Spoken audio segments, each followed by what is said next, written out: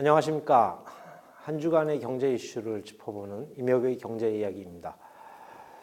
지난 주말에는 G20, 그러니까 주요 20개국 재무장관 중앙은행 총재 회의가 열렸었습니다.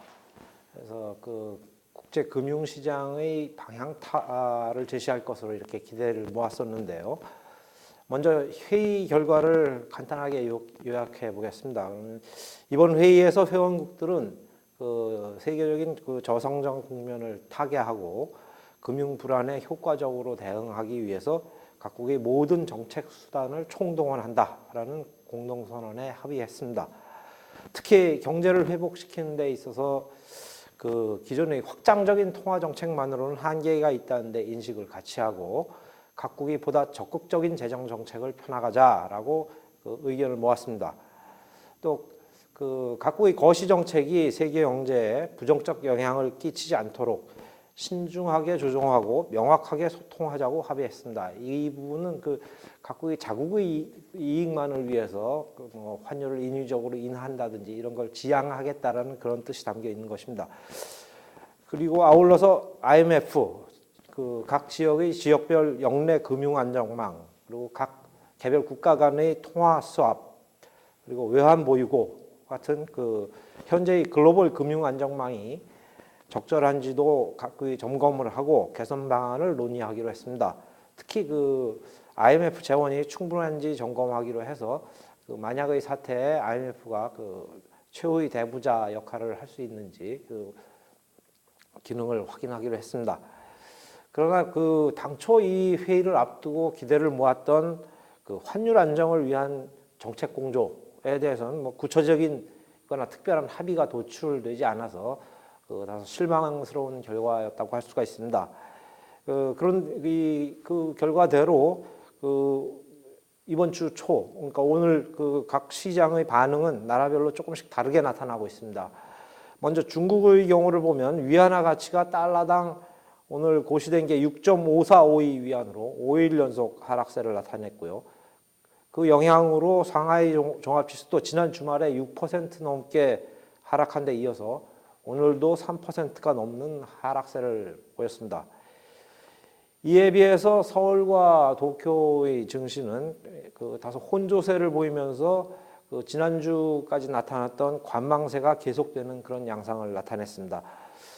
시장의 이 같은 반응을 굳이 해석을 해보자면은 앞서 말씀드린 대로 G20 회의 결과가 시장의 기대에 못 미친 데 따르는 것이라고 해석될 수 있습니다. 특히 중국의 경우는 그동안 헤지펀드들이 위안화 매도 공세가 굉장히 심했었는데 지난주에는 잠시 숨고르기 양상에 들어갔었습니다. 그런데 다시 이 헤지펀드들이 매도 공세가 위안화 공격이 재개되는 것은 아닌지 주의 깊게 살펴볼 필요가 있는 것 같습니다. 이런 시점에서 향후의 시장 전망을 하기 위해서는 우선 3월에 있을 각국의 주요 이벤트를 좀 더 지켜봐야 하겠다라는 게 전문가들의 판단입니다. 3월에 있을 주요 이벤트라고 하는 것은 주로 각국의 중앙은행 회의인데요.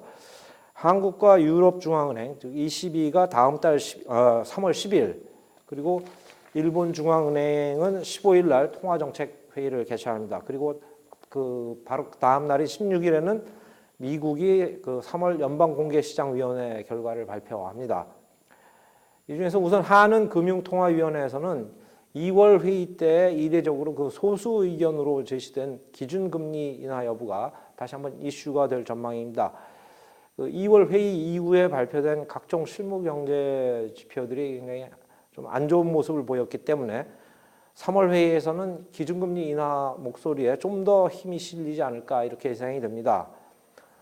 다만 근데 올 들어서 국내 채권 시장에서 프랭클린 템플턴 같은 외국인 큰손들이 대거 매도세로 돌아서고 있고 그 영향으로 최근에 원화 환율도 지속적으로 상승하고 있습니다. 그래서 이것 때문에 기준금리를 인하하는 데는 또 약간 부담스러운 요인이기 때문에 회의 결과는 좀 더 지켜봐야 될 것 같습니다. 그리고 유럽 중앙은행의 통화정책 회의에서는 이미 여러 차례 예고된 대로 추가 부양책이 나올 확률이 높은 것으로 예상이 되고 있습니다. 마리오 드라기 ECB 총재는 최근 유럽 의회에서 그 영내 물가가 더 떨어질 가능성이 있다면은 주저앉고 행동하겠다라고 말했는데, 이것은 곧 마이너스 금리 폭을 확대하겠다는 의사를 밝힌 것으로 받아들여지고 있습니다. 때문에 금융계에서는 이번 회의에서 ECB가 10bp 정도, 그러니까 0.01%죠. 0.01% 정도 금리를 추가 인하하는 한편, 현재 월 600억 유로 규모로 그 각종 자산을 유럽 중앙은행이 사들이고 있는데, 이 매입 규모를 확대하는 방안을 내놓을 가능성을 점치고 있습니다. 일본 또 역시 그 BOJ 금융정책위원회에서 마이너스 금리폭 확대와 함께 양적 완화 규모 확대 등 추가 부양책이 나올지 여부가 관심이 대상이 되고 있고요. 16일 열리는 미국 FOMC 회의에서는 기준금리 인상 기준금리 인상을 좀 더 연기할 가능성이 예상이 되고 있습니다. 한편 이런 그 중앙은행 회의 외에 또 하나 아주 주목되는 행사가 3월 3일부터 15일까지 열리는 중국 양회, 다시 말해서 정치협상회의와 전국인민대표대회가 있습니다. 이 두 회의가 주목이 되는데, 이번 양회에서 중국 정부는 올해부터 적용되는 그 제13차 5개년 경제계획을 구체화시키게 됩니다. 근데 시장에서는 중국 정부가 이 양회를 전후해서 그 지급준비율 인하라든지 재정정책 확대 등의 그 추가 경기 부양책을 내놓지 않겠느냐라고 기대하고 있는 양상입니다. 그래서 결론적으로 말씀을 드리면은 향후 그 금융시장의 방향성에 대해서는 요 3월을 좀 더 기다려 보아야 그 구체적인 방향이 나올 것이다, 이렇게 말씀을 드릴 수가 있겠습니다. 이상 임혁의 경제 이야기였습니다.